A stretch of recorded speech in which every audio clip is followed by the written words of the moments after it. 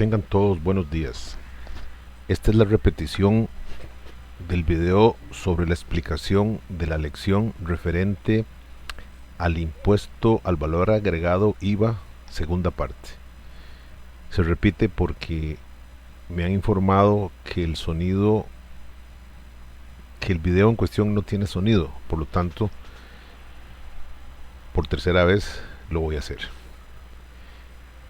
En la primera parte de esta unidad se analizó principalmente la estructura del impuesto al valor agregado. Se hizo ver en ese momento que no es un impuesto nuevo, que ya estaba solo con el nombre de impuesto sobre las ventas y que su monto no subió, simplemente que se incluyeron más servicios para ser afectados por este impuesto. Esa es verdaderamente la gran diferencia que hay entre el impuesto de ventas y el impuesto al valor agregado.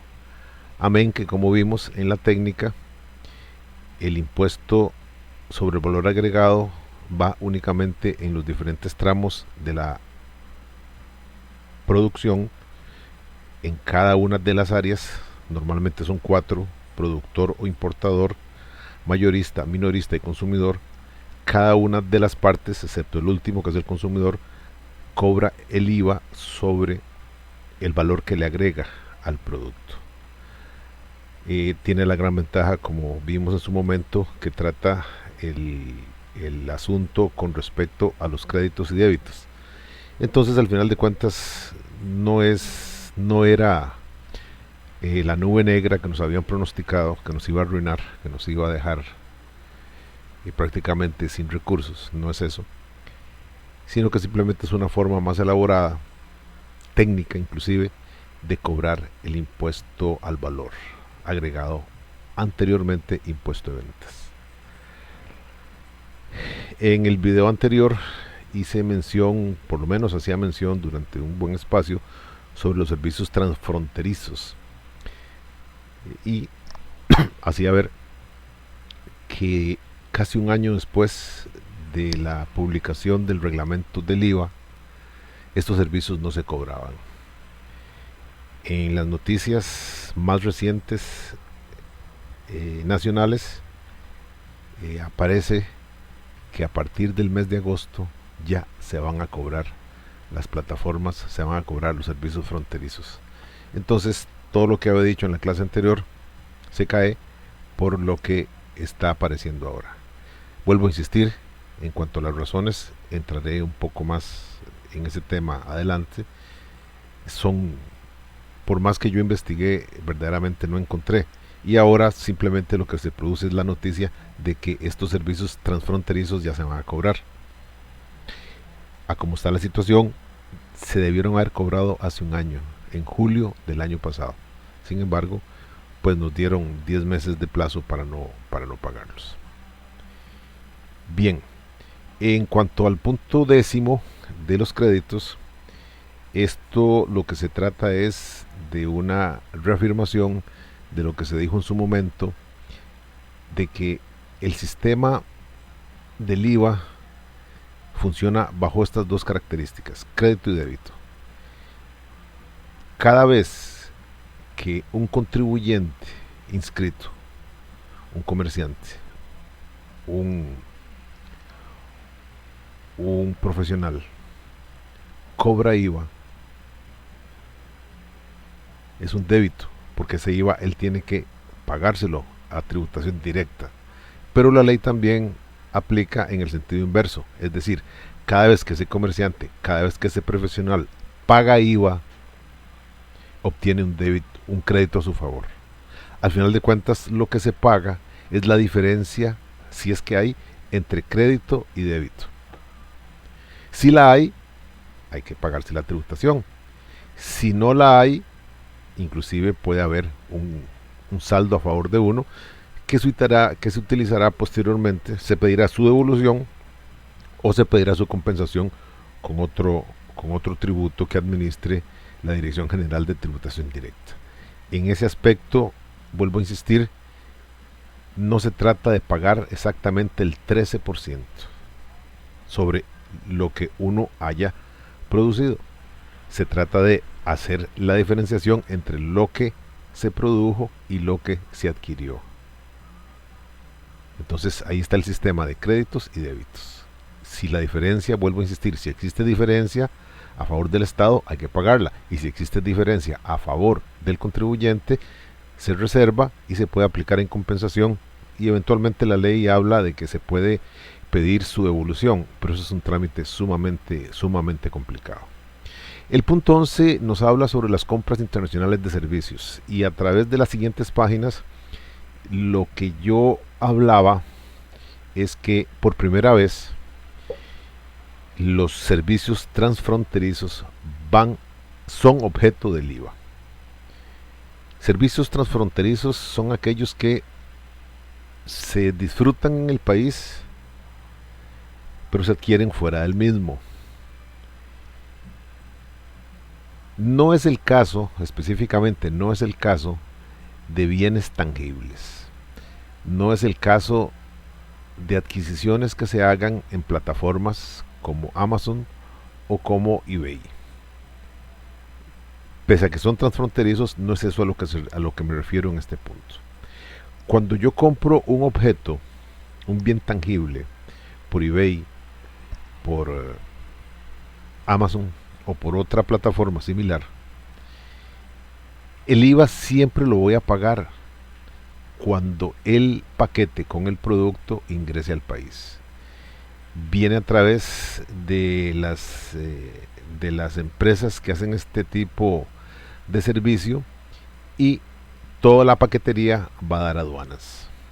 En aduanas se revisa y se cataloga. Al catalogarse se dice que paga. Eso se refleja en el momento en que uno va a retirar el paquete a cualquiera de las empresas que se dedican a traer esa paquetería. Llámese Jetbox, llámese cualquiera de estas. Cuando usted llega allí, ya su paquete ya está preavisado de que el paquete se encuentra en esa oficina. Usted se hace presente, da la información y obtienen el paquete y le dicen sí, hay que pagar X cantidad. Si analizan el recibo que le dan a uno, ese recibo tiene, entre otros, no el valor del bien, porque usted ya lo pagó, sino el valor del transporte. Por decir algo, lo que cobró DHL, UPS, la que sea. Inclusive en tiempos de precios altos en el combustible, se establecía un costo que era aparte, de verdad, que era combustible. Era un plus que cobraban los aviones para satisfacer las alzas en los combustibles. Y luego van a ver que trae el IVA, porque aduanas le da un valor al bien. Normalmente es contra la factura. Donde le da el valor es cuando el producto no trae factura, sino que, por ejemplo, es un regalo de un familiar, de un amigo que le envía X producto. Entonces es abierto a efecto de valorar el producto, valorarlo, y al valorarlo se le cobra el IVA del 13%. Entonces ese no es el caso que estamos hablando. Los servicios transfronterizos de los que estoy hablando son intangibles. Tal vez alguno de ustedes tenga una suscripción a Spotify. Normalmente las que usamos son las versiones gratuitas, pero esas tienen anuncios. Y hay gente que simplemente paga, creo que son $10 por mes, para tener abierta la plataforma musical de Spotify y tener la música a la mano, la música que usted prácticamente quiera. Esa, insisto, al suscribir, uno pone a responder una tarjeta de débito o de crédito. Obviamente nacional. Esas tarjetas son, pese a que nos la dieron aquí en Costa Rica, por eso es que me refiero que son tarjetas nacionales, son internacionales. Es decir, valen para operaciones en otros países. Entonces, simplemente al suscribirse, usted da el número de su tarjeta, da el vencimiento, da la clave que está atrás, y cada mes le hacen el cargo. ese cargo se factura no en Costa Rica, se factura en Estados Unidos. Parte del problema que tuvieron con la segunda tarea es que decían que Netflix tenía, o Spotify, que es lo mismo, tenía oficina en Costa Rica. No tiene que tener oficina en Costa Rica. Simplemente lo cobra. Por eso es que la ley y el reglamento a la ley del IVA hablan de que ese impuesto lo van a recoger los proveedores. En este caso podremos hablar de los bancos que dieron la tarjeta. En el documento que les envié se habla de que en la operación de una tarjeta aparecen dos grandes personas, además del dueño de la tarjeta, obviamente, aparecen dos grandes personas. Uno se identifica e identifica también a la tarjeta. Las más famosas, podemos hablar de Visa, podemos hablar de Mastercard y hablamos de American Express. El problema con American Express es que la comisión que cobra es muy alta, es muy cara, es del 10%. Entonces, no todos los comercios la aceptan, porque les cobran un 10%. Y segundo, no todas las personas, no todos los humanos como nosotros les sirve una tarjeta de esas, porque esa tarjeta no es de crédito. Y si es de crédito, es un crédito a un mes plazo. Me refiero, las compras que usted haga en el mes de mayo, las paga en junio. Todas.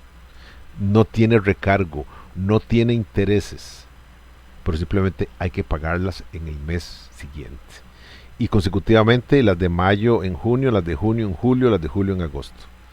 Eso funciona para gente con un poder adquisitivo alto y con un orden financiero muy puntual. Es decir, sus ingresos son tales que le permiten simplemente ir y pagar completamente las compras que hizo el mes pasado. Por eso es que vuelvo a insistir, es una marca famosa, es una marca prácticamente de lujo, es una marca que, valga la redundancia, marca a su dueño porque le da una aureola de grandeza económica, pero esas son las razones por las cuales no se aceptan. Pero hablemos entonces de Mastercard y Visa. Esos son la nomenclatura que lleva la tarjeta de crédito, Mastercard o Visa. Pero hay cualquier cantidad de entidades financieras, llámese bancos, llámese cooperativas, llámese supermercados, que emiten la tarjeta. En el negocio de las tarjetas de crédito, un banco, un supermercado, un gran almacén puede obtener el derecho de tener una tarjeta de crédito propia. Y aquí lo que opera es lo siguiente: es el banco, la cooperativa, el almacén, el supermercado, el que pone el dinero.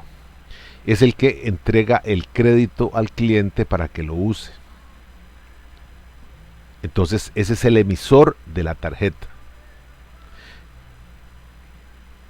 Mastercard y Visa lo único que hacen es, y por eso cobran una comisión, es poner la tecnología para que se produzca algo que a mí siempre me ha llamado poderosísimamente la atención. Figúrense nada más que ustedes están en un supermercado y que con su tarjeta de débito del Banco de Costa Rica, que es la que la universidad hizo una alianza, pagan la compra, qué sé yo, 15,000 colones. Lo pagan con la tarjeta de débito. A estas alturas de la historia, en el año 2020, el dinero tiende a desaparecer. Y tal vez sus hijos no usen dinero, definitivamente. Y sus nietos ya prácticamente casi seguro que no lo van a usar, porque lo que van a usar son este tipo de tarjetas de débito o crédito, como usted quiera. Bien, cuando usted hace esa operación en un supermercado, el cajero o la cajera le dice que la cuenta es de, qué sé yo, 10,000 colones. usted entrega la tarjeta y le dicen pásela, por ejemplo, en más por menos, le dicen pásela por la maquinita. Usted inserta la tarjeta y se dice, consultando, algo así dice. Y luego suena un pip y dice tarjeta aprobada. Y la caja emite el recibo. Créanlo o no, ese pip nace no en Costa Rica, sino que nace en Estados Unidos, donde están las bases de estas casas Mastercard y Visa. Nacen allí y viaja a través de fibra óptica. La petición y la autorización viaja a través de fibra óptica a la velocidad de la luz. Entonces yo sigo pensando, caramba, ¿por dónde va la tecnología? No me explico cómo, estando yo en Limón, en un supermercado, al meter yo mi tarjeta, salga de allí, no sé en qué momento, por dónde, es un cable por cierto, sale a la velocidad de la luz el pedido de que la autoricen. Allá supongo que las computadoras revisarán mi cuenta, revisarán que no tenga problemas y devuelven. Y en cuestión de 5 segundos le devuelven a usted la tarjeta y la compra está operada. Ese es el servicio, esa es la diferencia entre quien pone la plataforma digital por un lado y segundo, quien pone el dinero, quien arriesga el dinero. Bien, cuando los tecnócratas estaban haciendo esta reforma fiscal, quisieron abarcar la mayoría de los servicios. Hasta el otro mes de julio, estos servicios transfronterizos, cada vez más de moda, no pagaban impuesto. Y la razón era que el servicio se prestaba fuera del país. Aquí en la lección que les mandé por escrito, yo afirmo que eso para mí no lo pude encontrar. Tiene una situación legal porque empresas norteamericanas principalmente no van a inscribirse en el país y no van a hacer, no les interesa, no tiene el menor sentido pedirles que establezcan una alianza con tributación para que cobren el 13% del valor del servicio o del producto que un costarricense está comprando y luego se lo envíen a Costa Rica. Eso, y si lo hicieran, cobrarían una comisión también por eso. Pero yo supongo que tiene que haber una razón de índole legal en Estados Unidos. Bien, entonces pensaron los tecnócratas que ese era un sector muy importante. No leí bases de datos en el sentido de cuánto significa ese tipo de operación. Es decir, cuánto le va a retribuir al Estado costarricense que los servicios transfronterizos en este tipo de plataformas estén grabados con el impuesto al valor agregado. Porque muchas veces puede ser que sea más caro el remedio que la enfermedad. Al final de cuentas, diseñar todo esto, establecer la operación con los emisores de las tarjetas, que son los bancos, para luego recibir muy poco, no vale la pena. Una vez dije en otro curso que es bancaria, tal vez era con ustedes, que llegará el momento en que el dinero desaparezca, porque cuando ustedes tienen un billete en la mano, tiene que ver ese billete desde dos perspectivas. Uno, de acuerdo al valor que legalmente se le da a ese billete, de 1, de 2, 2,000, 5,000, 10,000 y 50,000. Ese es el valor legal. Pero ¿cuánto cuesta el documento llamado billete? En un billete de 50,000 colones debe tener más medidas de seguridad, tendrá un valor X. Pero el valor legal es muchísimo mayor. Pero en un billete de 1,000 colones, ahí es donde está el problema. entonces llegará el momento en que el dinero desaparezca, definitivamente desaparezca. Entonces, al final de cuentas, todo se va a hacer a través de tarjetas. Por eso es que se quieren capturar esos servicios, capturar en el sentido de poderles imponer los cánones del impuesto al valor agregado, gracias a esa situación que permite la ley al obligar a los emisores a cobrar el tributo. Yo hago ver aquí que en julio del año pasado salió el listado, eran 91 o 191, no tengo muy claro ahora, de las bases, de las plataformas, perdón, a las cuales se les iba a imponer el cobro del IVA. Entonces, al momento de salir la ley, cuando ustedes vean el reglamento, en el primero de los transitorios se dice que por el momento no se va a aplicar el IVA a los servicios transfronterizos.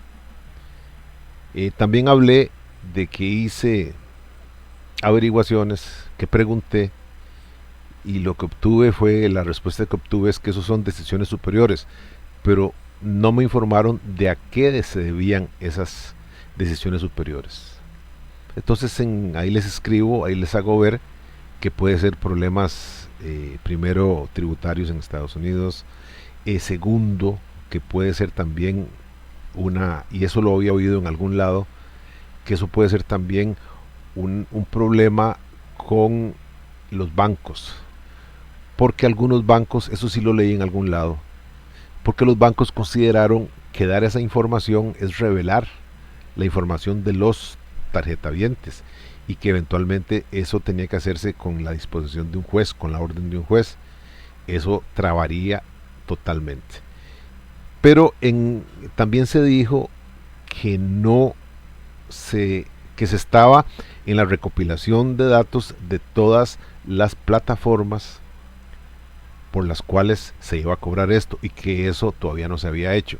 Cosa extraña, porque antes de la emisión del reglamento, y eso creo que les hice una cita importante aquí, ya estaban el financiero ya había hecho la lista de las 191 plataformas digitales. Por lo tanto, todo estaba servido para que entrara desde el año pasado a operar esto, y simplemente no entró.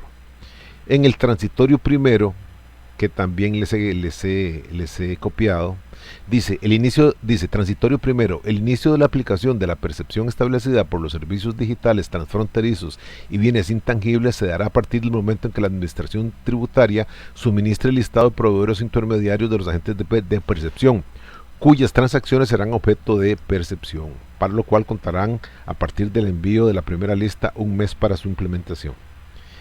Esa lista ya estaba, valga la redundancia, esa lista ya estaba lista desde el año 2018.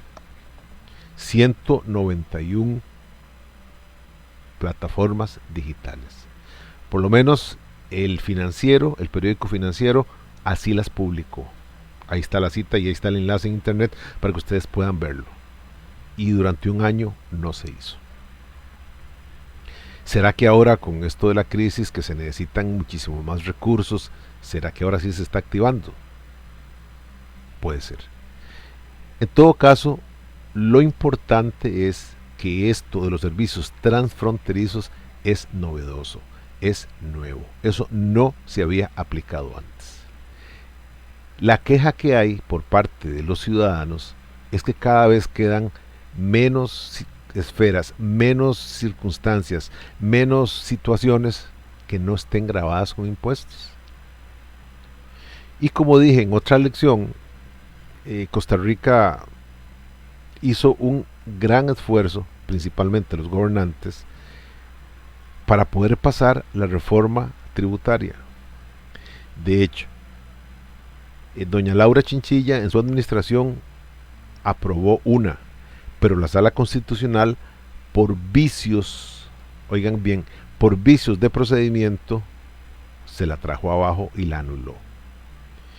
El gobierno de don Luis Guillermo Solís ni siquiera tuvo el empuje, tuvo la fuerza para plantearla verdaderamente.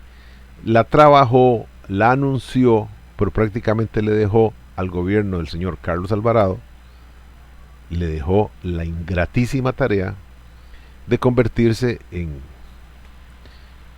lo que se ha convertido desgraciadamente para él, porque él sí tuvo que tener, es interesante, tuvo que tener la fuerza para poder pasar la reforma fiscal. De otra manera la economía no soportaba. Bien, todo eso viene a caerse con esto de la pandemia.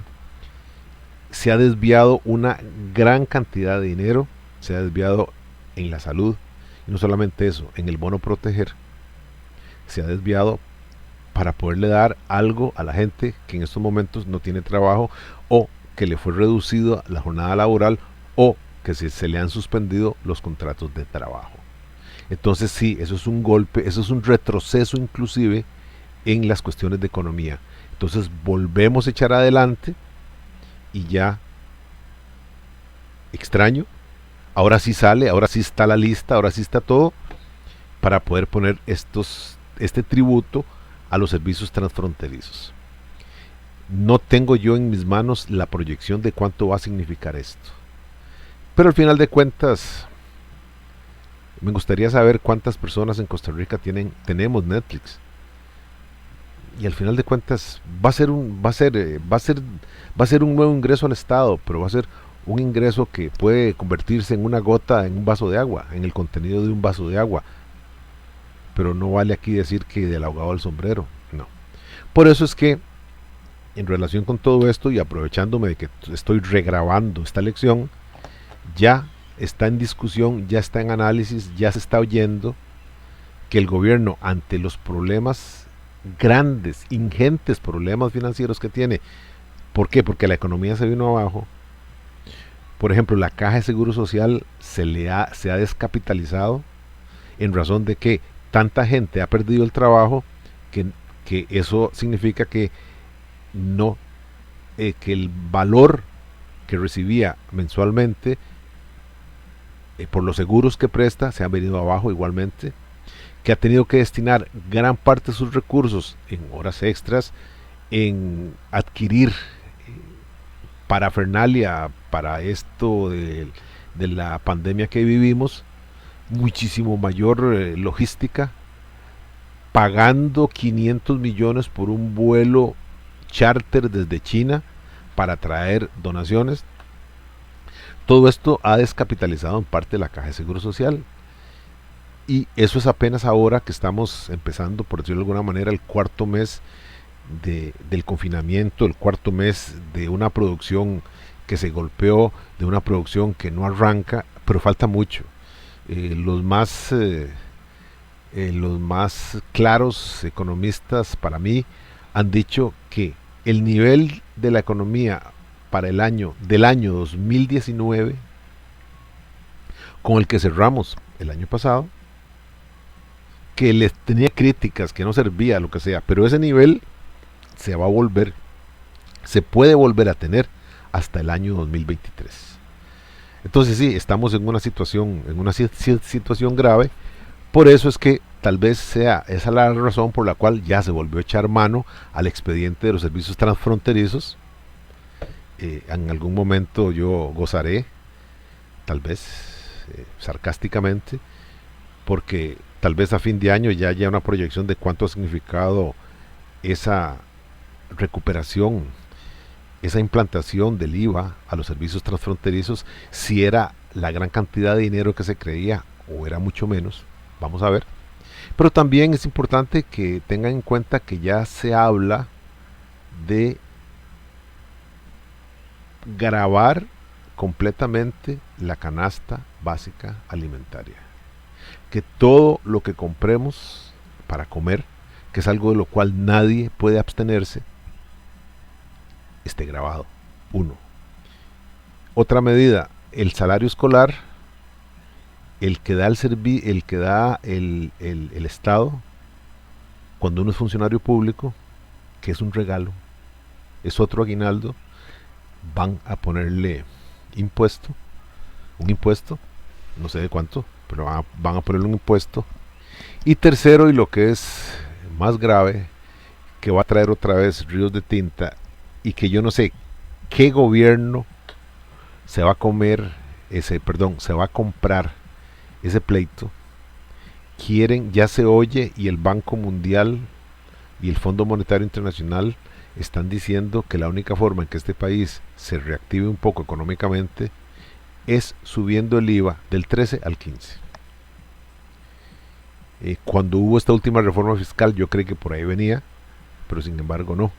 Parece que era demasiado pedirle al pueblo, a la sociedad, pero parece que esa va a ser uno de los remedios que están poniendo. En fin, la situación es muy conflictiva, la situación es bastante grave, y ya veremos cómo se desarrolla. Pero ya se oyen voces de que el IVA, ahora en el 13, va a subir al 15.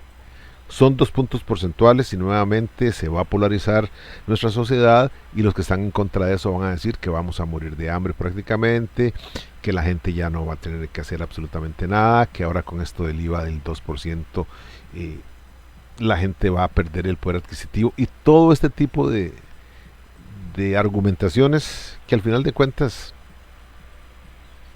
uno no sabe si van a hacer o no. Termino esta parte diciendo que hace 2 años, cuando se estaba en la discusión de la reforma fiscal, el panorama que pintaban ni siquiera era color gris, era color noche. Lo aprobaron, funcionó de julio a febrero prácticamente, y la economía más bien se recuperó. Entraba muchísimo más dinero al Estado. Desgraciadamente, esto de la pandemia vino a matar ese empuje, a matar este crecimiento, y simplemente el asunto está muy complicado. Entonces eventualmente lo que nos van a decir que a grandes males, grandes remedios. Y hay argumentos que andan por allí, y no defiendo yo al Estado en eso, pero decirle al Estado que ahorren viajes, que ahorren consultorías, sí es cierto, eso es parte del negocio, pero definitivamente no ponen el dedo en la llaga. Son pequeñas, muy pequeñas parcelas en el gasto que tiene el Estado. Está bien, ahórrese, pero ¿cuánto? Me preocupa que hay voces que están hablando ya de aumentarle un punto al impuesto que pagan las zonas francas. Eso es lo más delicado que hay en el mundo. Si las zonas francas se van, bueno, esta economía ya definitivamente se hunde, porque la inversión privada en el país es una de las más pujantes en lo que es afianzar la carreta económica que significa Costa Rica. Todos tenemos que empujarla, todos tenemos que poner el hombro. Desde la llanura nosotros lo hacemos pagando nuestros impuestos. Entonces, ¿por qué en un mundo tan competitivo como es el de la inversión privada, donde otros países todavía dan muchísimas mayores beneficios y ventajas a quienes vayan a instalarse, Costa Rica tiene mucha y muy buena inversión privada gracias a ustedes los jóvenes que trabajan, los que por lo menos dominan 2 idiomas y que tienen una muy buena educación. Eso atrae a las empresas de inversión extranjera, pero es algo que es muy delicado, es un equilibrio terrible, es andar caminando en un techo de vidrio, se puede quebrar en cualquier momento, y ya hay voces que dicen que se pongan más impuestos. Eso podría, por un lado, pues ser totalmente contraproducente por los fines que podría tener. Entonces, en esto, compañeros de los servicios transfronterizos, simplemente resumo manifestando que hasta esta semana los servicios transfronterizos no se habían cobrado y que ya, inclusive esta misma semana, se anunció que se van a cobrar a partir del mes de agosto. Entonces, parte de lo que ahí se había hablado, las críticas que yo hice y todo, pues de un momento ya han sufrido un reacomodo por esa razón. Quedemos claro que es un aporte muy novedoso de la ley del valor agregado, porque antes no se tenía previsto y ahora sí. Y también es una crítica que se hace porque, vuelvo a insistir, cuando empecé este curso les dije, no hay otra forma mejor de satisfacer las necesidades de los estados si no es la vía de los impuestos. Y desgraciadamente pues somos nosotros los que soportamos todo esto, pero es parte de nuestra colaboración. Termino diciendo que los impuestos van a venir y seguirán llegando. Lo que sí es importante tener en cuenta es que, por un lado, el gobierno debería colaborar más, y no solamente el gobierno, el poder ejecutivo, sino que los otros poderes también. Yo hago la crítica de que el Poder Judicial sigue creyendo en sus pensiones juveniles, pensiones de 55 años y pensiones excelentes, pensiones millonarias, en una situación que crea una desigualdad terrible, uno por un lado.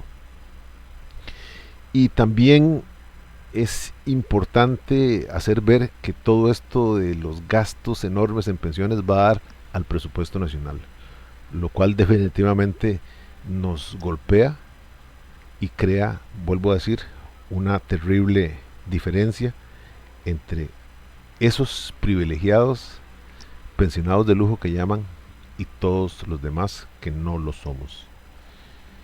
Y la pensión se ocupa en los tiempos más duros de la vida, que es cuando nos acercamos a la edad donde nos volvemos prácticamente niños, porque alguien va a tener que hacerse cargo de nuestras necesidades, y la gran mayoría de la sociedad costarricense está quedando fuera por eso. Son pensiones muy pequeñas, salvo estas otras. Y lo segundo es la noticia que también salió esta semana, y es que a un diputado se le ocurrió establecer toda una ala burocrática más. Presentó un proyecto de ley en el cual se va a hacer una especie de asesoría productiva. Por lo que diseñó, le va a costar al Estado 160.000 millones de colones, que se le va a restar a programas que ya se nutren de esos fondos, y simplemente es para establecer en cantones oficinas para asesorar la producción. Insisto, eso no es el poder ejecutivo, ese es el poder judicial, el poder legislativo. Entonces ya firmaron un proyecto de ley, ya lo van a presentar, y eso es simplemente parte de lo que es el clientelismo político. Lo hacen los partidos políticos simplemente para decirle a la gente, yo hice esto, yo creé esto, voten por mí ahora. Desgraciadamente es Liberación Nacional viendo a ver si vuelve a quedar de mejor manera para las próximas elecciones, pero eso es cargarle todavía más, hacerle más dura la cuesta, ponerle un fardo más al Estado, que definitivamente no está en condiciones, menos ahora. Y no me explico cómo el tipo pues simplemente plantea proyectos de esta naturaleza, sin detenerse a pensar, sin detenerse a aplicar el sentido común, que es el menos común de los sentidos, de que la situación económica actual no está para eso. Definitivamente no está para eso. Podemos hablar de recortes, pero no de nuevas creaciones, de nuevas burocracias, de nuevas oficinas, que definitivamente van a hacer todavía la carga muchísimo más gravosa, mucho más pesada. Bien, En cuanto al punto 11º de la lección, se refiere a la presentación y cancelación del tributo. Como digo, inmediatamente esto lo he extraído de una página de Hacienda y lo hago así porque está muy bien hecho, es muy claro y es completamente entendible. Bien.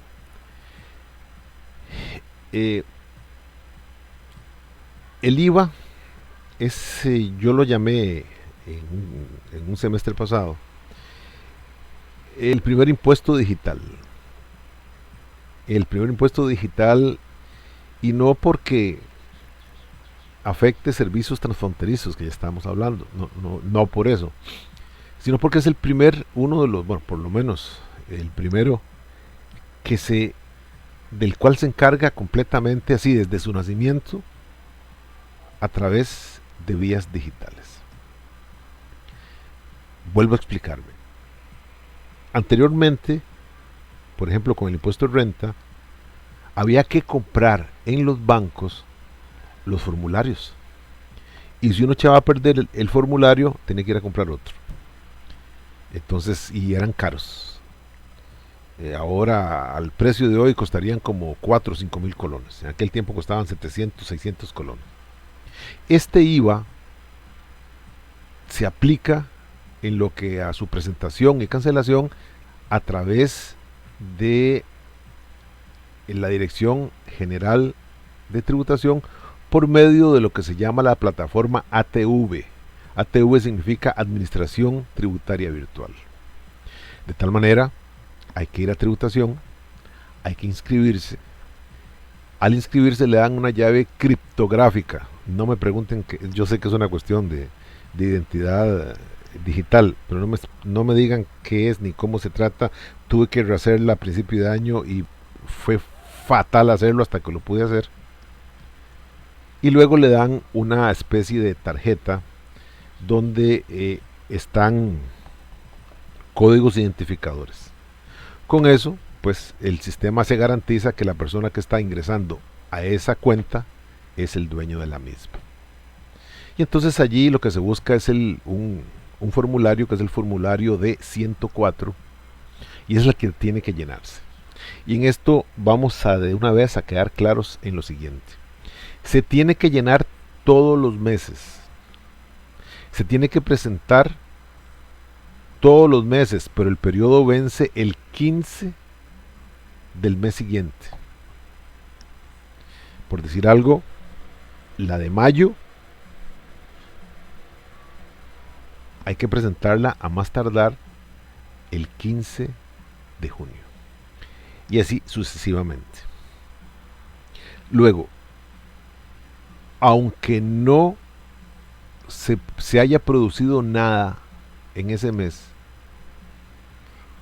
porque, y en esto, perdón, durante, pongámoslo claramente, abril y mayo, porque tal vez, no, marzo, abril y mayo, hubo principalmente empresas de carácter turístico que durante marzo, abril y mayo no produjeron absolutamente nada, pero eso no las libra para nada de tener que declarar.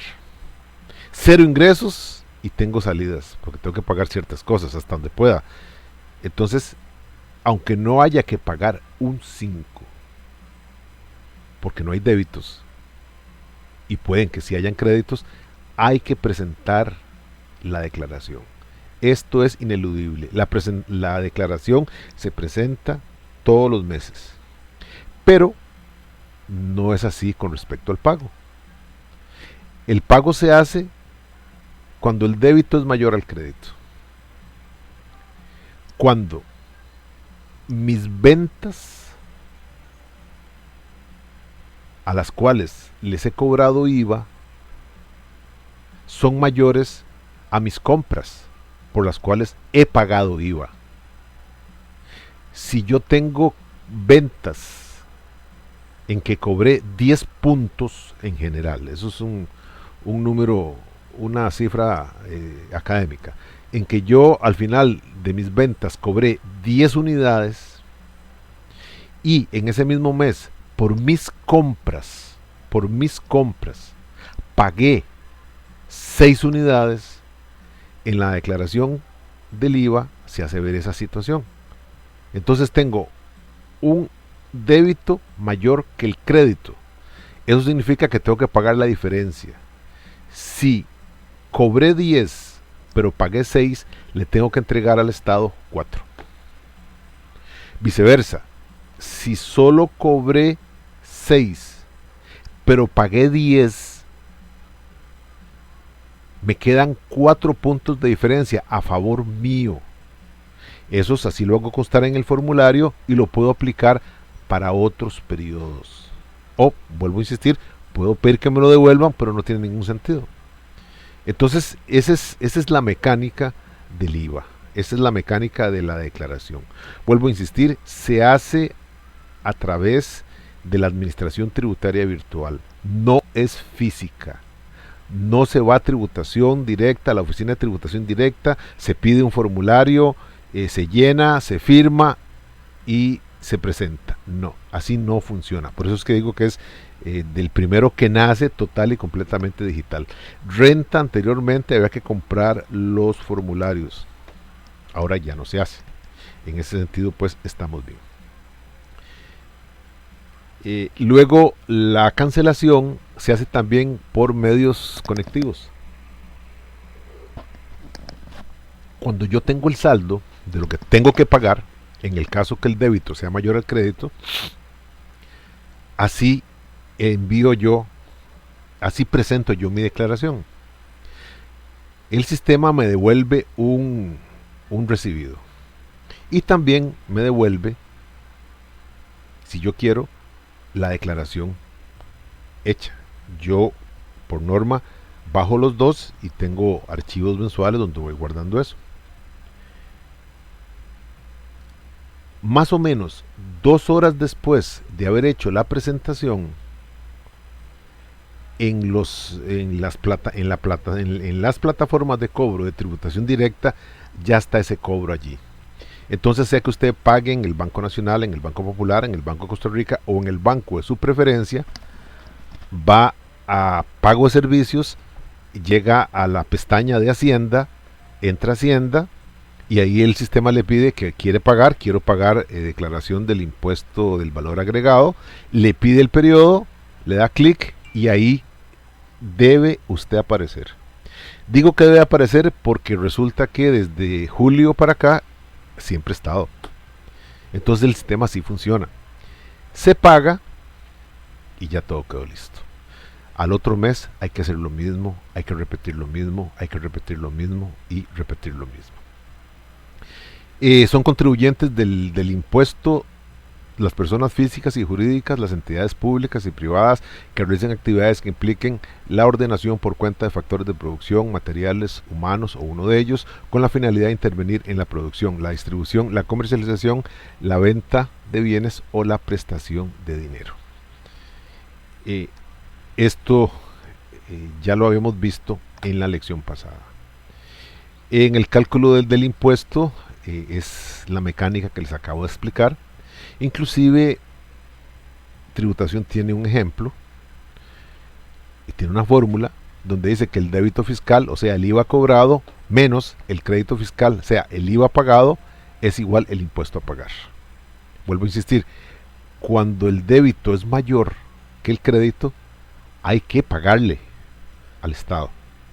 Pero cuando es al revés, cuando el crédito fiscal, o sea el IVA pagado es mayor al IVA cobrado, se produce un crédito a nuestro favor y ese crédito a nuestro favor se deja allí para aplicarlo posteriormente a ese mismo impuesto si es del caso, o se puede pedir su devolución ante las autoridades tributarias. Hay un ejemplo también que les puse allí. Luego en el punto 12, que está en la página 9, se habla de lo que se llama pagos a cuenta. Dice, los pagos a cuenta del impuesto sobre el valor agregado, IVA, son las retenciones que realizan entidades públicas o privadas por los pagos de tarjetas de crédito o débito y que hacen de conformidad con el porcentaje que establezca la administración tributaria a cada afiliado. Estos pagos a cuenta es el sistema que van a utilizar para cobrar los servicios transfronterizos. Entonces los bancos, cuando en sus tarjetas aparezca un cobro que viene desde allende las fronteras, viene fuera del país, le van a aplicar esto. Le van a poner el 13% y ese 13% se lo van a pagar ellos a tributación y le van a mandar una nota donde dice que ese pago se hizo. Por último está lo referente a los regímenes especiales, y entre ellos vamos a encontrar varios, los siguientes. Por ejemplo, el régimen de bienes usados. Eso porque ahora, si usted vende algo, si usted vende su carro, hay toda una fórmula para pagar el impuesto sobre esa venta, porque es un bien usado. También está el régimen simplificado, que este es el que se utiliza en los locales comerciales que son pequeños, que tienen muy pocos empleados o que son atendidos por su propietario y que definitivamente no están en condiciones por el menudeo, por el movimiento que manejan, no están en condiciones de emitir facturas timbradas, lo que se llamaba facturas timbradas y que ahora es factura electrónica. En este caso, si quieren emiten un recibo, un ticket de caja, pero no se obliga a otra cosa. Y ellos pagan el IVA, pero lo pagan de otra manera. Como es régimen simplificado, el sistema lo invierte. Y en lugar de pagar de acuerdo a las ventas que ha hecho, lo que se hace es que el IVA se cobra haciendo una proyección de las compras que va a hacer año a año, y lo acomodan en una categoría. Entonces lo que tiene que hacer el contribuyente es que al finalizar el periodo fiscal reporta cuántos fueron las compras que hizo ese año. Por lo general eso va creciendo, salvo que el negocio venga a menos, crece. Entonces se paga una sola y trabaja de una manera más holgada. Esto lo pueden ver, insisto, en las pulperías principalmente, en las sodas, en negocios pequeños que de veras hacer una factura timbrada no tiene sentido. Una factura electrónica, perdón, no tiene sentido. Luego está hay también un régimen especial agropecuario. Este tiene no es de un 13, es mucho más bajo. Y por último está el impuesto sobre el valor agregado aplicado a casinos o salas de juego.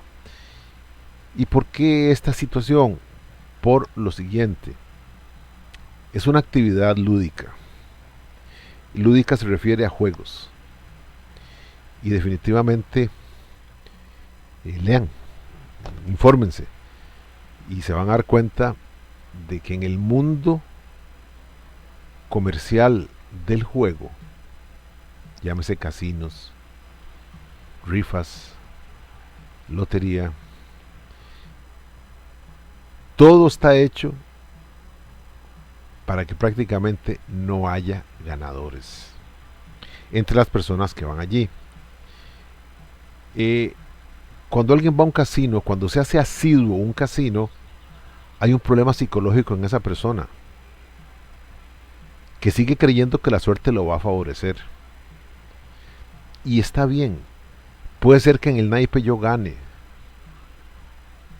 pero eso es efímero, porque luego me van a traer otra persona mucho más versada en el asunto y va a recuperar todo lo que el casino me pagó.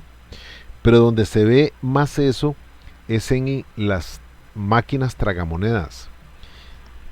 Y esto lo digo con conocimiento de causa, porque una vez me hicieron una consulta de un empresario que quería traer a Limón este tipo de máquinas que hay en pulperías y que hay en casinos. Y él quería traer más. Él me decía, por ejemplo, que la empresa para la cual él trabaja es una empresa holandesa y que consiguió una concesión para poner estas máquinas en las estaciones de ferrocarril y de autobús que hay en Holanda. Y es un negocio que mueve ríos de dinero, millones de euros. porque la gente comienza a echar monedas, a echar monedas. Más yo le decía que algún día le puede salir el acumulado, y el tipo se reía y me decía que no, que hace muchos años los engranajes movían y se movían libremente. Entonces podía ser que las tres piezas de la misma figura o del mismo color o lo que sea, o los tres números iguales, en algún momento pudieran conectarse. Eso está dentro de la ley de las probabilidades. Pregúntenle a un matemático y se van a dar cuenta que eso funciona así. Pero luego avanzó la tecnología y esos engranajes simplemente era imposible llegar a la combinación de los tres colores o de los tres números o las tres figuras, que era el premio mayor. Y eso porque se le ponía como una marca, se le ponía un obstáculo pequeño a uno de los engranajes de la pieza, de la figura, eran tres o cuatro, no sé, se le ponía un engranaje que hacía que, si en el hipotético caso de que los cuatro o de los tres se pusieran en serie, al haber este engranaje, ese ya no podía estar ahí. Entonces no se ganaba. Pero me dijo que ahora el asunto es peor, porque el asunto lo manejan a través de una tarjeta electrónica. Entonces prácticamente los que programan estas máquinas son programadas. Y entonces usted comienza a echar monedas y jala la palanca y aparecen unos, si se comió la moneda, se comió la moneda, se comió la moneda. Ahí no hay suerte. Ellos establecen cierto número de jugadas y después del último de ellos saldrá un premio. Y atención, el premio mayor nunca va a salir. Y de hecho, nunca sale. El premio que da, qué sé yo, 200,000, 500,000 colones en monedas, no sale. Y de vez en cuando sale un premio de 100,000 o una cosa así. Entonces no hay suerte, no hay azar. Entonces, ¿cómo grabar estos sitios? Porque estos sitios mueven dinero hasta decir basta. Inclusive los tragos son gratis. Para los varones hay damas sugerentes que le dicen a uno que es guapo, supongo, que le dicen a uno que, no sé, pero que le hacen amenísima la estadía para que usted siga pagando, siga jugando, y lo que usted no piensa es que sigue perdiendo. Entonces, para ese negocio, lo que establecieron fue un sistema que los casinos y salas de juego no pagan por ganancias, porque es muy difícil saber cuánto es la ganancia. Pagan por mesas de juego. Un casino con 10 mesas de juego pagará X. Un casino con 2 mesas de juego, que difícilmente va a haber un casino con 2 mesas de juego, pagará Y. Entonces, esa es la forma, y por eso es que en el sistema, en la declaración esta que les hablo, la 104, existe una parte que es para bienes usados, que uno dice no, y luego existe otra parte que dice casinos y que uno también dice no, porque no lo tiene que ver, pero simplemente todo está ahí. Así es que de esa manera, vuelvo a insistir, cada vez se reafirma lo que yo pienso de que es el primero, o tal vez no el primero, pero sí el más estilizado de todos los impuestos, porque absolutamente es virtual. Todo es tasado, pagado, declarado a través de la virtualidad, y pues ahí va. Vuelvo a insistir, termino esta lección afirmando que los vientos tienden a arreciar un poco, y que por la situación por la que estamos pasando ahora, que prácticamente ha venido a arruinar un poco no, en gran parte lo que es la economía nacional, ya se hablan, ya hay voces que quieren subir el IVA al 15%. Nos corresponderá pues dentro de un par de años o al rato este mismo año, pero entrar en esa discusión, volver a polarizar el país. Pero antes de tomar partido por una o por otra posición, centrémonos y veamos que todos tenemos parte de responsabilidad de echar a andar en nuestro país, pero simplemente hay que ver cómo.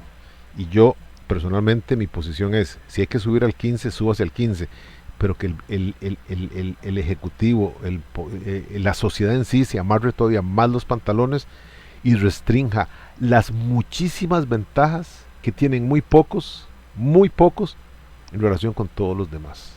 Porque no es justo que solo nosotros llevemos la carga de todo esto.